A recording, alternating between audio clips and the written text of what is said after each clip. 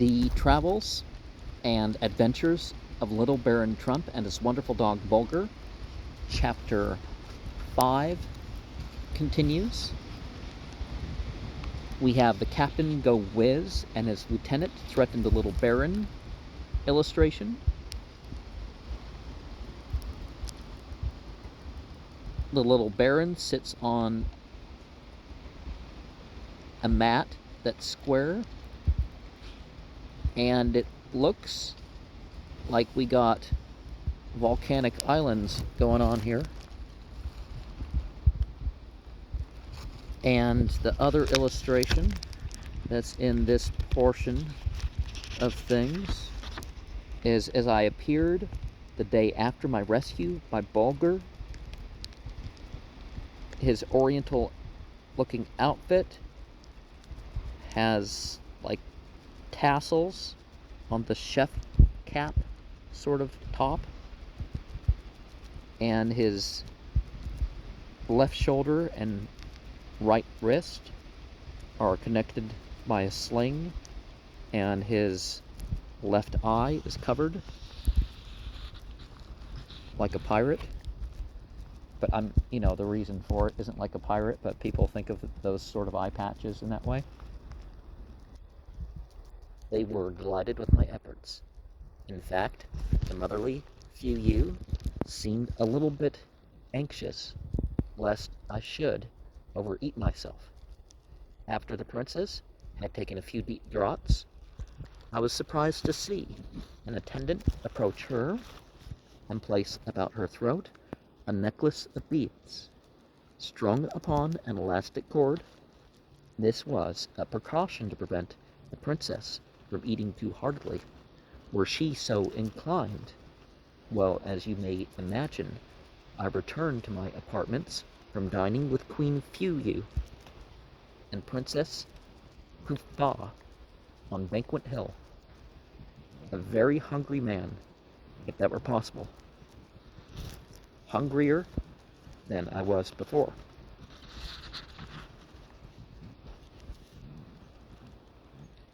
For the pure fresh air and many deep breaths had fairly made me ravenous. Once more, alone with Bulgar, I set to work thinking out some scheme to get a hold of more food, and by checking my alarming loss of flesh, put an end to Queen Fuyu's plan of transforming me into a genuine wind-eater and giving me the Princess Kufa for a wife. It occurred to me that possibly I might catch some fish in one of the arms of the sea nearest to the village and broil it from live embers, for I had my tinder box in my pocket. This plan worked to a charm.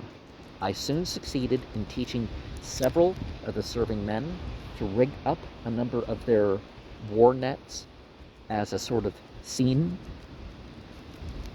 and was overjoyed the first time I cast it to make a haul of a dozen or more fine sea bass.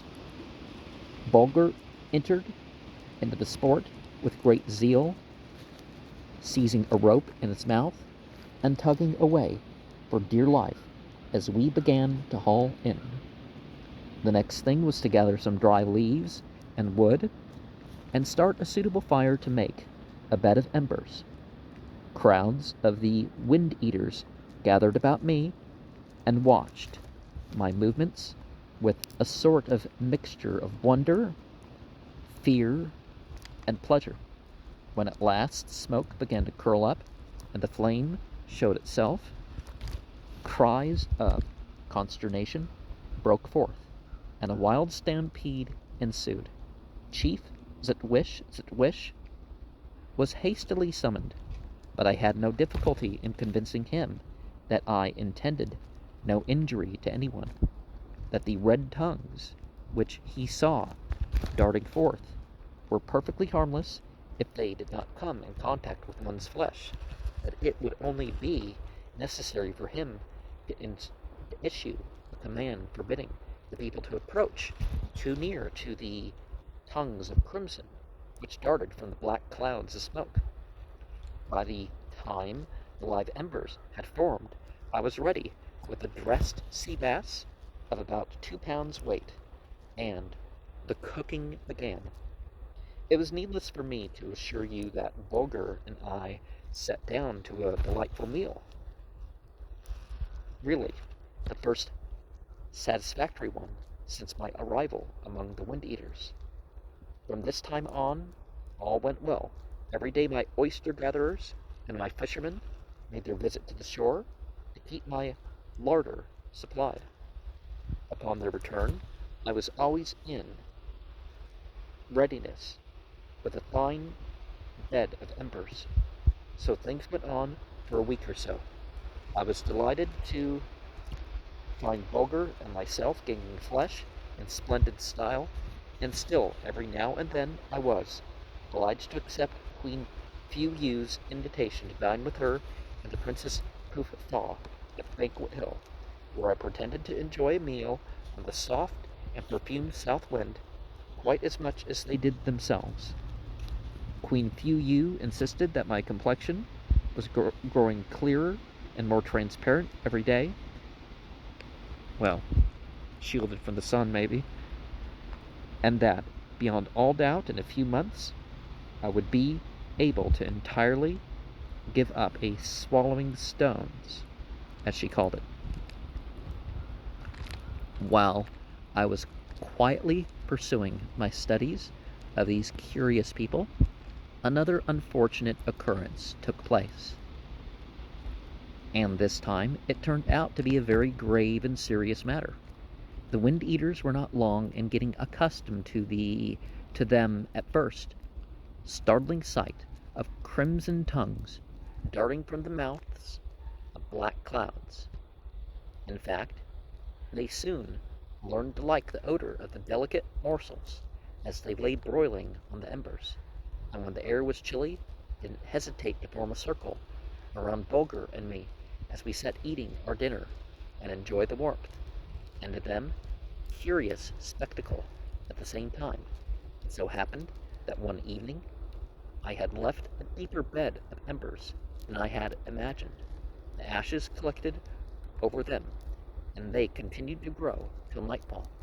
A band of roisterers belonging to the Go-Wiz faction, by the merest chance, returned homeward that night from a trip to the north shore of the island, where they had gorged themselves upon the boisterous wind of that quarter.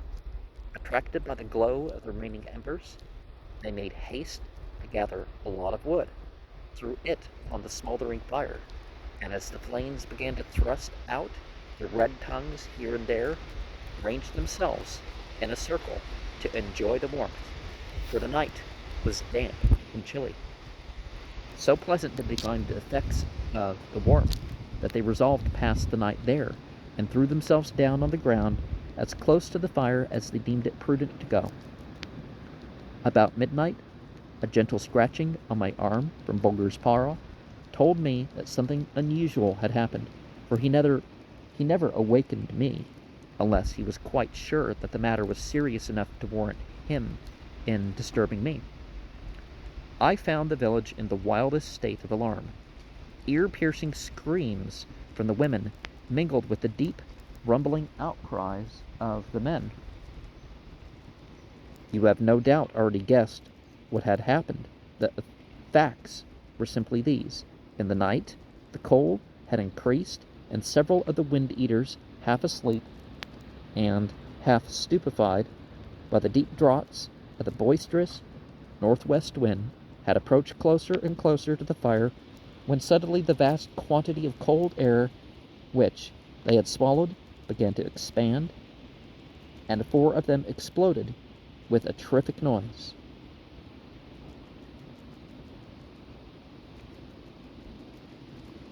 In quicker time than it takes to tell it, my dwelling was surrounded by a screaming, shrieking, howling mob of wind-eaters demanding my instant death. It required all of Chief Sitwich's influence with his people to save me from being entangled in their fatal nets and beaten to death on the spot. To make matters 1,000 times worse, the bully and swaggerer Go Whiz entered the village at this very moment, with a pack of his quarrelsome hangers-on at his heels. He had been away on a secret trip to the farthest northern point of the island, where the north wind howls and roars its maddest. I'd never seen him puffed up so, to the very bursting point, with his favorite food. And as I may have said with the illustration, they're almost balloon-like with their stomachs. When he heard of the fate which had overtaken his 4 comrades, his fury knew no bounds. He and his followers pounded their chests until the air quivered with deep and rumbling sounds, while ever and anon they broke out into the wildest lamentations for their dead companions. He openly and boldly charged Chief Sitwish with having betrayed his people and given over the once happy island to certain ruin at the hands of the little monster Thick all through, who by his dread magic and foul mysteries would soon bring their people to feed upon stones like himself. Day now began to break, and with the coming light, the confusion in the village seemed to take on new strength. So sure was I that death was about to strike me, that I wrote out several messages to the elder baron and to the gentle baroness, my mother, on the leaves of my notebook, and left directions with one of the chief's serving men that in case of my death it was my wish that he should send them to my people, whom he would find on my ship in the beautiful bay on the distant shore of the island. I said nothing about Bulgar, for I knew only too well that he would die by my side. I prepared for the worst. I examined the primings of my pocket pistols and concealed my dagger under my coat at the back of my neck, where I would be better able to reach it if it came to close quarters. This done, I proceeded to cut my fingernails to as sharp points as I could, for I was determined to sell my life as dearly as possible. While I felt confident of Chief Sitwish's affection for me, yet I couldn't tell at what moment he might lose courage and turn me over to the mob in order to save himself. Bulgar watched all my preparations with wide-opened and intelligent eyes, occasionally giving utterance to a low, nervous whine, as the howling, shrieking, roaring mob surged back and forth in front of Chief Sitwish's dwelling. By the law of the land, the common people were prohibited from entering the inner enclosure of the chief's abode, but Go Whiz, being one of the nobles or minor chiefs, was entitled to advance into the chief's presence and state his wrongs or make his requests. So now the raging Go Whiz, parting from his followers, who never ceased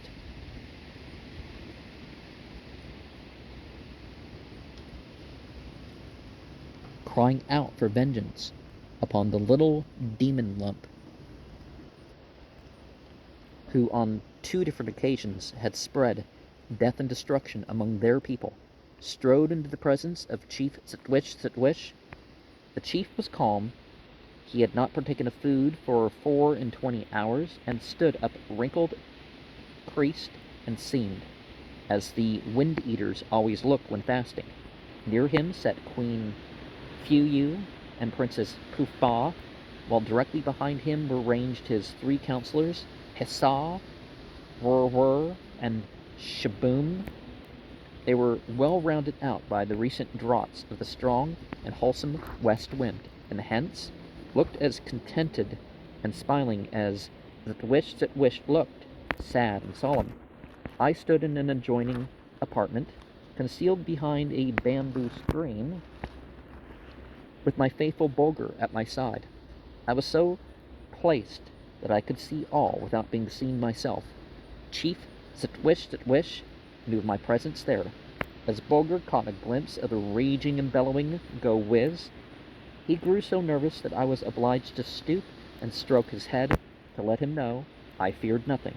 But the fact of the matter is, great dangers always exert a subduing influence upon me.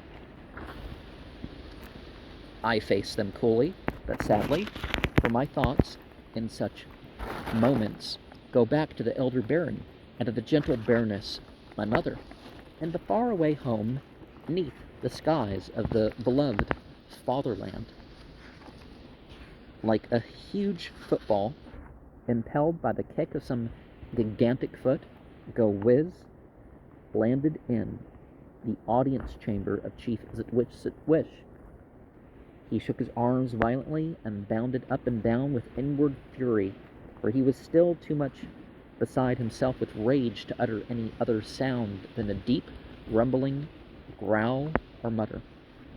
From my place behind the bamboo screen I followed, with all the keenness of sight for which I am so justly famous, every movement of the furious go-whiz, as well as the actions and demeanor of Chief Zitwish and of his counselors, for I was determined not to be caught napping in case any signs of treachery should be visible. At the very first glance I saw that the rebellious go-whiz had something hidden in his girdle, and from the shape and length I knew at once that it was a flint knife.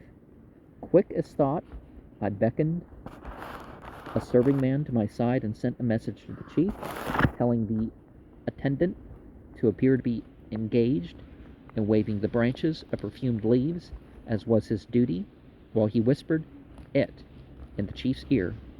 It was as follows: "Be on thy guard, O chief. The brawler hath a flint knife hidden in his girdle. He will attempt to slay thee. Be careful. Be calm." Go Whiz had now quieted down a bit, little with a voice of thunder.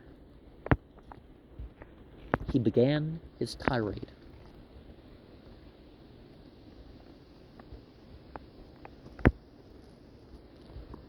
He pictured the long years of peace and happiness on their island, the blessings they had enjoyed under the long and glorious line of rulers, of which Zitwish was the worthy descendant.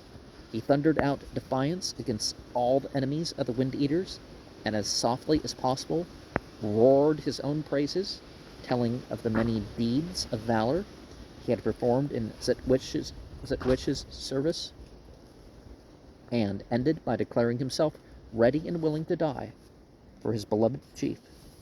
When Go Whiz had spoken, the chief bowed his head for a few moments in silence, and then made answer: "Thou hast spoken truly and wisely.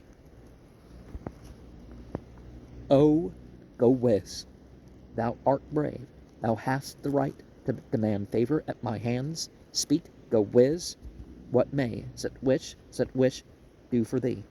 At these words of Zitwish, all the former fury of Go Whiz broke forth once more, pounding his chest and striding up and down the audience chamber. He roared out: "That thou givest into my hands this very hour the solid demon, the dreaded man-lump, the monster thick all through, who has brought all this death and ruin into our peaceful land." Chief Zitwish was silent for a few moments. Need I tell you that my very heart listened for the reply? I could hear nothing but the deep, coarse, grating sound of Go Whiz's breath as I leaned forward to catch the first word which should fall from the chief's lips. It seemed a lifetime. At length, Zitwish spoke. "My brother, thou art inflamed with the deep draughts of the fierce and raging north wind. Thou art beside thyself. Thou seest not clearly. I must not adjudge death, except when the decree will rest on the laws of our fathers. True, the little man, thick all through, hath been the cause of great misfortune to our people, but the innocent cause. He hath not striven or desired to harm us. He is a lover of peace, a friend of his kind. My followers were warned of the danger of the crimson tongues. The man-lump did not seek their death, and full well too thou knowest that the laws of our fathers bid us to hold the lives of our guests as sacred as the texture of our skin. Go thy way, therefore, go whiz. I cannot doom the man-lump to death. Is this, roared the disappointed leader, the kind of justice which thou givest to my people? Ay, it is, thou brawler, replied Chief Sitwish, now fast losing control over himself. Hold thy peace and depart, lest in my wrath at thy frequent wrongdoing I give thee over to merited punishment. Have a care, Zitwish, roared Go Whiz, boiling over with rage. Have a care, lest thy people rise in their might and cast thee out, thou unjust ruler. Begone, I say, was Zitwish's calm but stern reply. Go thou first, then traitor to thy people, thundered out Go Whiz, springing forward with the flint knife raised high in the air. Cries of terror burst from those gathered in the audience chamber, but Chief Zitwish calmly put forth his hand and touched the would-be assassin. With a deafening crack, the body of the raging Go Whiz flew into 1,000 pieces like a huge balloon seized by the hands of the tempest and whirled against the spear-like branches of some shattered oaken monarch of the plain. Queen Fu-Yu and Princess Puf-Fa, bewildered and terror-stricken, clung to each other, while silent fear sat on the faces of those around the chief. But he was calm and spoke a few words in a mild and steady voice to the queen and the princess. When the people learned of Go Whiz's attempt to slay their ruler and how the brawler, at the very instant he lifted the flint knife to strike, had been mysteriously stricken dead at Zitwich's feet, they sent up loud huzzas, for the fierce Go Whiz was more feared than loved, even by his followers. It required several days for the village of the Wind Eaters to quiet down and take on its everyday look. After the mysterious death of Go Whiz, but with his disappearance vanished all opposition to Chief Zitwich's rule. The people firmly believed that it was the avenging spirits of the air who had touched the brawler with their sword points when he raised his hand against the ruler. I need hardly tell you that the chief's gratitude to me knew no bounds. No gifts were too beautiful or too costly to be offered me, and the fact that I declined them all only seemed to strengthen his affection for me. But how dared I reject the gift of the hand of the fair Princess Puf-Fa? To do this would be to undo all that I have done, to make Zitwish my enemy, to transform his love into hate, his confidence into suspicion, possibly to write my own death warrant. There was but one course left for me to pursue, and that was escape. And escape, too, it must be, at once, before I had lost the chief's confidence. One of Zitwish's first acts, after his rescue from the flint knife of the murderous Go Whiz, was to restore to me the tiny instrument with the invisible point. This done, a terrible load seemed to be lifted from his mind. He became himself again, and with his returning happiness and content came a still stronger desire to hasten my marriage with the Princess Puf-Fa. With the greatest caution, I made this and that excuse. Well, at most he would be 9 at this point, so in order to gain time to collect my thoughts and settle upon some sure plan of escape, for recapture I knew meant death, or worse than death, imprisonment until I should consent to give up all desire to leave the island of the Wind Eaters, and to pledge myself to become, so far as nature would permit, one of their people. Cautious as I was, my excuses awakened suspicion. The first proof of this was to find that orders had been given to cut off my supply of fish. Queen Fu Yu was afraid that so long as I was permitted to have all the solid food I wanted, I would not grow thin enough to be content with air diet, and therefore not satisfied to make my home among them for the rest of my life. The next thing to happen to me was to find my supply of oysters and mussels reduced one half by orders of Fu Yu. This meant yield or starve. It struck me like a bolt out of a clear sky, but it has always been just such blows as this which have,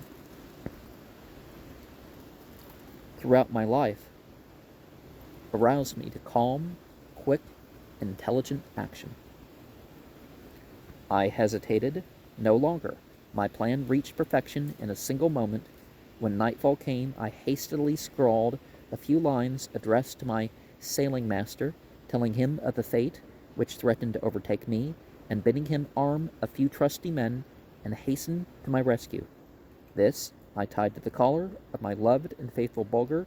He covered my hand with caresses, and I held him clasped in my arms for an instant while the tears fell hot and fast. Then I softly opened the door of my bamboo lodge. The night was bright and glorious. Away, my beloved Bulgar, I whispered, stooping and pressing my lips for the last time on his silken ears and shapely head. To the ship, away. He paused, looking into my face, gave a low whine as if to say, "Ay, little master, I understand." And away he sprang like the wind. For an instant I could follow him, as with a long and sturdy bound he sped along, and then he was gone. The next morning, to my utter astonishment, I was informed that all the preparations for the marriage of the Princess Poof Faw and the little man Thick All Through were completed, and that the feasting and merrymaking would begin the day following. This piece of news, startling as it was, I received with perfect calmness. I completely disarmed all suspicion by my apparent satisfaction with the bright prospect of becoming the son-in-law of the great chief Zitwish.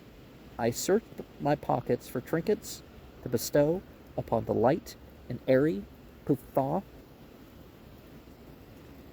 Queen Fu Yu was not visible.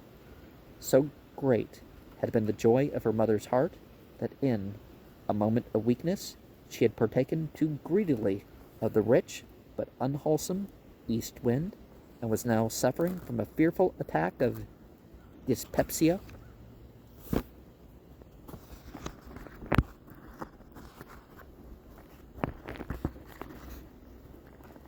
This was a most fortunate thing for me, for I am quite certain that Queen Fu Yu would never have consented to allow me to return to my own apartments that night. There was now but one thing left for me to do, and that was to make for the distant sea coast where I had left my ship and crew, and start too that very night.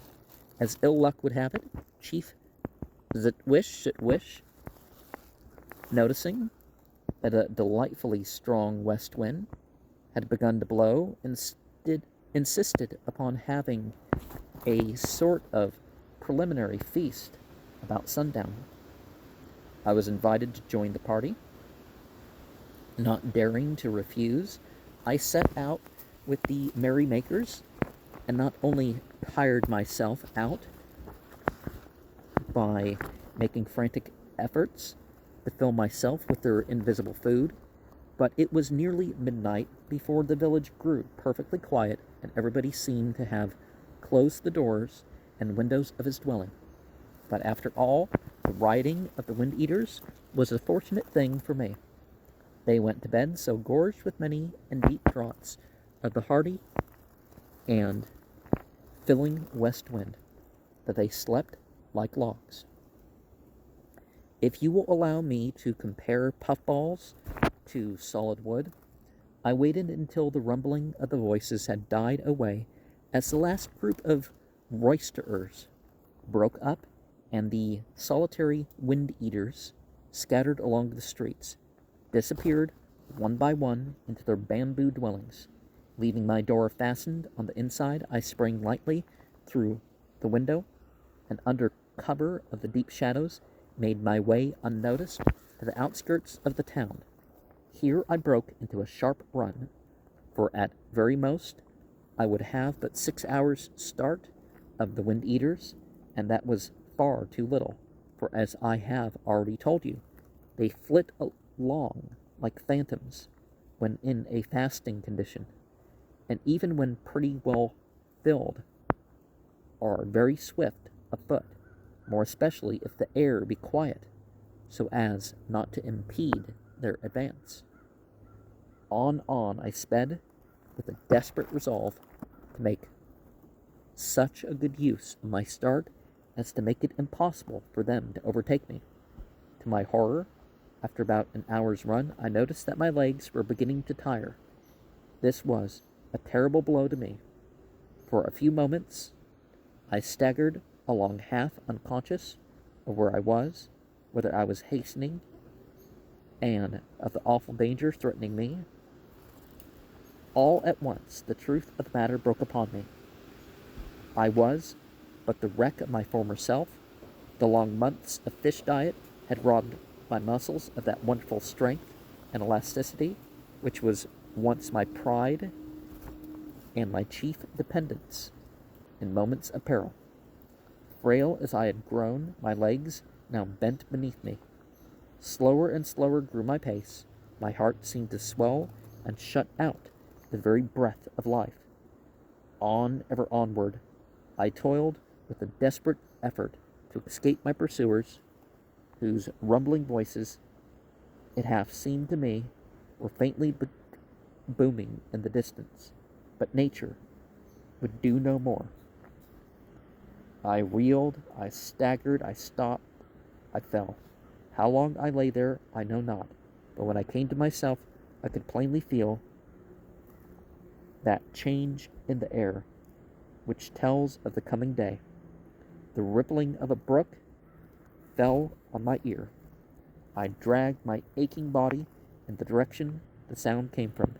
A deep pool at the cool, clear water of the brook refreshed me somewhat. I attempted to rise, but oh, new loss of hope, to discover that my joints had stiffened while sleeping on the ground, uncovered, yes, even ill-clad, for I had left one piece of my clothing hanging on the window-sill of my lodge in the village, to quiet any suspicion which might arise in the minds of the serving-men. Thoughts of home, however, of the elder baron, of the gentle baroness, my mother, my loved Bulgar, flitted through my fevered brain, and prompted me to make one more effort to regain my feet and escape death at the hands of Chief Zitwish's enraged people, who would soon be bounding along up hill and down dale like spirits of the wind. As they were, a groan escaped my lips. As I rose to my feet, so like knife points in my joints were the pains which shot through my frame. But I must try to be up and away, even though the effort cost me 1,000 agonizing twinges. I owe it to the loved ones at home to push on till I fall, utterly broken, till like a stricken beast, robbed of the power to stand, I should topple and fall at the feet and at the mercy of my pursuers. Such were the thoughts which oppressed my poor, reeling brain. A terrible mystery, a torturing dream, weighed me down. I still had my mind. I could see, I could feel, I could hear, and why should I not rise and move onward and away from the certain death which hovered over me? Crazed by such thoughts, I struggled to my feet and staggered along, sending forth a groan with every step. But I had steeled myself to the task and dragged myself along, still oppressed by some strange and mysterious power, which gave to every pebble the rock's size and widened every gully to a yawning chasm, on the brink of which I paused in sickening fear of plunging into some black abyss. And yet, oh joy, gradually the films faded from my eyes, the mysterious power lifted its spell from my brain. I felt more like myself. I saw clearer, my step grew firmer. Now, at last, thought I, all is going well. When suddenly a long blue-gray streak of light flashed along over the heads of the hills in the far distant eastern sky. It was the signal of morning. Again, with a groan, I sank on my knees, caught myself, rose half dazed, pressed on again slowly, every step jarring on my heated brain like a hammer's blow, but still onward. A terrible grip as of some giant hand, palm of iron and fingers of steel, set itself on my very vitals. The thought that even now my escape was known to my enemies, that the phantom wind-eaters, armed with their nets and clubs, were flitting out of the streets of Chief Zitwich's village, charged to carry me back alive to a worse death than death itself, or slay me for having broken faith and set the face of honesty over my fraud, and deceit seemed to paralyze my limbs and rob me of the little strength I had left. Still on and ever onward, I struggled like one in the dull stupor of the wine cup. Fast, too fast, that streak of gray dawn lengthened and widened, and the orb of day shot up through the morning shadows, a messenger of light here and there, now weak and fitful, now stronger and farther reaching. I saw them, I felt them, for in my dread of them, they seemed to flash toward me and strike my half-closed eyes, as if knocking at the windows of my soul and rousing me to move out of death's harm. For a brief moment, I halted as if expecting some fond, familiar voice to ring in my ears. It came. It was the gentle Baroness, my mother, gently, softly, sweetly. That well-known voice came floating on the morning air, bidding me to take heart, calling me by name, just as in childhood's days, and sang, "My baby, my boy, my son, my darling, rouse thee, press on quickly." And then I took heart. The fearful clamp set on my breast relaxed its hold. I could feel my strength returning, but oh, so slowly. Still it was on its way, back at last. I could feel my feet grow lighter. With some effort, I quickened my pace almost to a run. On I sped. Now every instant giving me new strength, every motion sending the warm blood tingling to my fingers' ends. The spell had been lifted. I was myself again. Swifter and swifter my pace quickened, until I flew along, as in days of old, when with ease I left all comers far behind me. Methought I could almost hear the plash of the waves on the snow-white sands of that beautiful harbor where my good ship lay. On and ever onward, I sped with a new and mysterious strength. I was astounded at my own deeds. I was almost afraid, and so fast I was bounding along lest again some demon of the air should touch my limbs and stay my course. But hark, didn't you hear that deep rumble? The sky is clear. It cannot have been the voice of the storm fiend. Ha again, deeper and clearer than before, that hoarse, low, muttering rumble, half roar, half growl, comes borne along the wings of the awakened breeze. Lost, lost, lost. It's the cry of the pursuers. It is the voice of the enemy. Those children of the air are on my track. They follow me with leap and jump. What madness to think to outrun them. Let me halt and die like a man. Look how they bound along over the plain. Swift and noiseless are their steps, phantoms that they are. I halt, I turn, I grasp my firearm.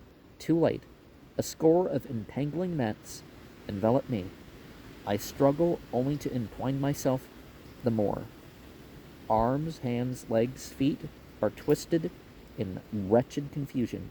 I sway, fall, roll over, wrapped round and round in that dreadful tangle. And now upon my defenseless body comes a rain of sharp, stinging blows.